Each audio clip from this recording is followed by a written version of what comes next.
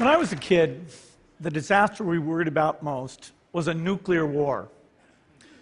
That's why we had a barrel like this down in our basement filled with cans of food and water.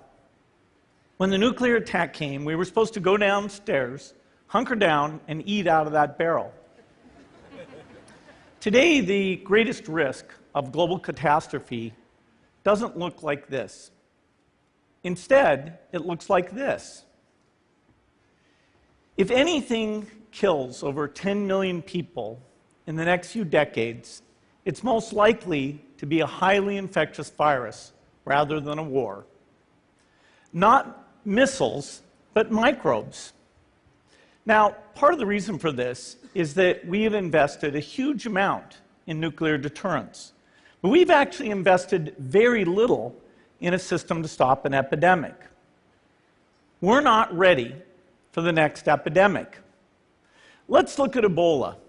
I'm sure all of you read about it in the newspaper.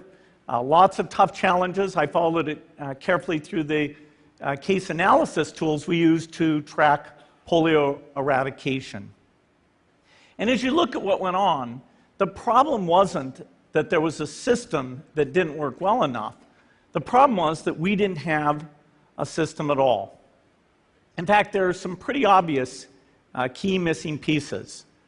We didn't have a group of epidemiologists ready to go who would have gone, seen what the disease was, see how far it had spread. The case reports came in on paper. It was very delayed before they were put online, and they were extremely inaccurate. We didn't have a medical team ready to go. We didn't have a way of preparing people. Now, Médecins Sans Frontières did a great job orchestrating volunteers, but even so, we were far slower than we should have been getting the thousands of workers into these countries.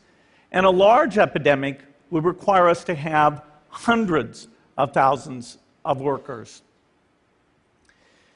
There was no one there to look at treatment approaches, no one to look at the diagnostics, no one to figure out what tools should be used. As an example, we could have taken the blood of survivors, processed it, and put that plasma back in people to protect them. But that was never tried. So there was a lot that was missing, and these things are really a global failure. The WHO is funded to monitor epidemics, but not to do these things I talked about. Now in the movies, it's quite different. There's a group of handsome epidemiologists ready to go. They move in, they save the day, but that's just pure Hollywood. The failure to prepare could allow the next epidemic to be dramatically more devastating than Ebola. Let's look at the progression of Ebola over this year. About 10,000 people died, and nearly all were in the 3 West African countries. There's 3 reasons why it didn't spread more. The first is there was a lot of heroic work by the health workers. They found the people and they prevented more infections. The second is the nature of the virus. Ebola does not spread through the air.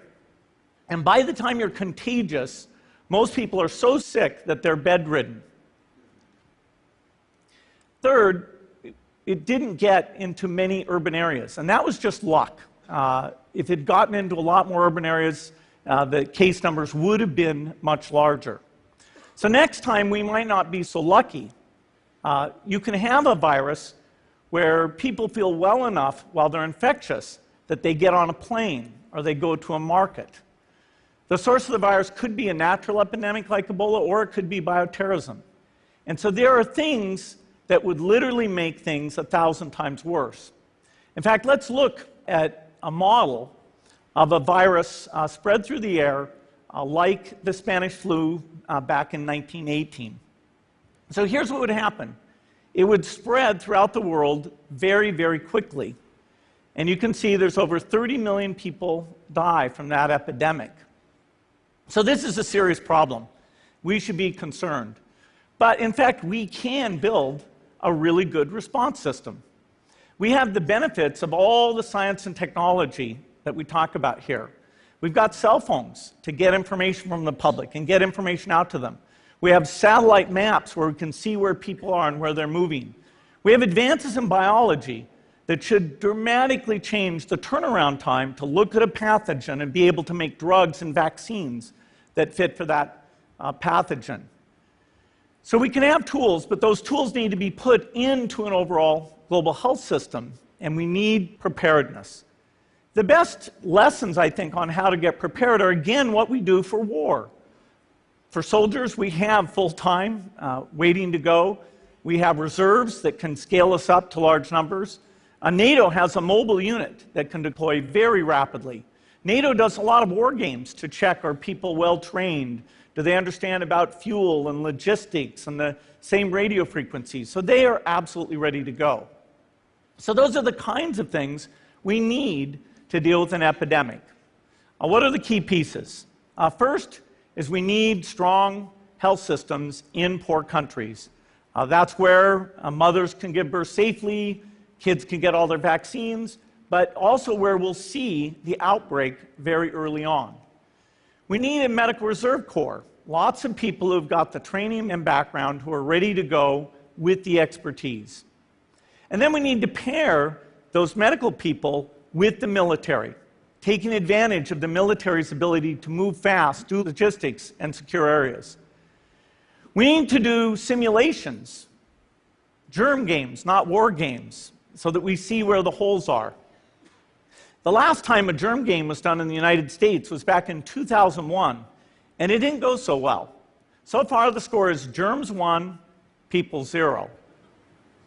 Finally, we need lots of advanced R&D in areas of vaccines and diagnostics.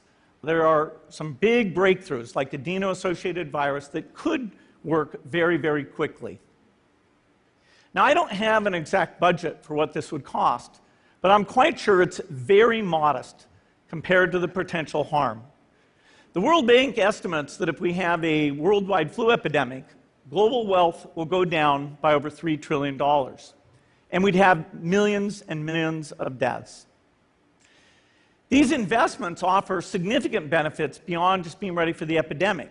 The primary health care, the R&D, those things would reduce global health equity and make the world more just as well as more safe.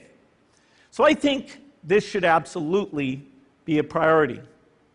There's no need to panic. We don't have to hoard cans of spaghetti or go down into the basement. But we need to get going because time is not on our side. In fact, if there's one positive thing that can come out of the Ebola epidemic, it's that it can serve as an early warning, a wake-up call to get ready. If we start now, we can be ready for the next epidemic. Thank you.